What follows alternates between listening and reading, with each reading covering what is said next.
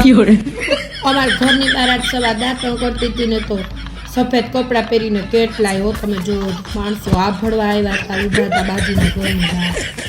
મેં કીધું કોણ મોડું થઈ ગયું છે બહાર ઉભા છો આ ઘરની બહાર? તો કે એ જ નહીં કે આ ઘરમાં 5 મહિનાનો બાબો મરી ગયો. હે મેં કીધું હું વાત કરું?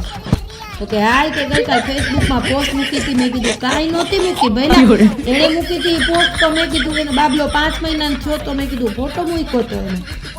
તો કે એના ફોટો જ હતો કે હા એ તો કહું. મેં કીધું એમાં કેમ મરી ગયો એમ લખ્યું હતું. તો કે બધા હાથો જોડતા હતા, ઓમ શાંતિ કરતા હતા. તો લાઈનમાં કેટલીય કોમેન્ટો વાંચી કે મેં એમને એમ કેવું બોલું છું મરી ગયો કે તો મેં હાથ જોડીને ઓમ શાંતિ કીધું હતું. હવે માણસો પણ કેવા થાય, ખોટા ફેસબુકમાં જોવે ને એટલે મરી ગયાનો ફોટો હોય એમ માને.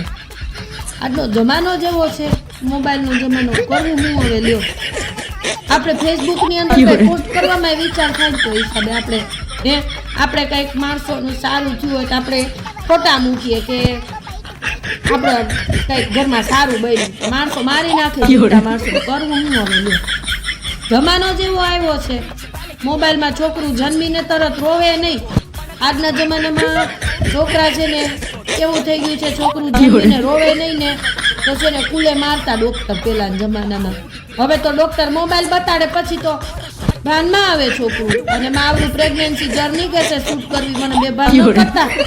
હા કે છે મારે પ્રેગ્નન્સી જર્ની શૂટ કરવી છે તો મારું છોકરું જન્મેલું મારે તરત ફોટો નથી લેવાનો, નવડાવતા નહીં. આ જમાનો છે.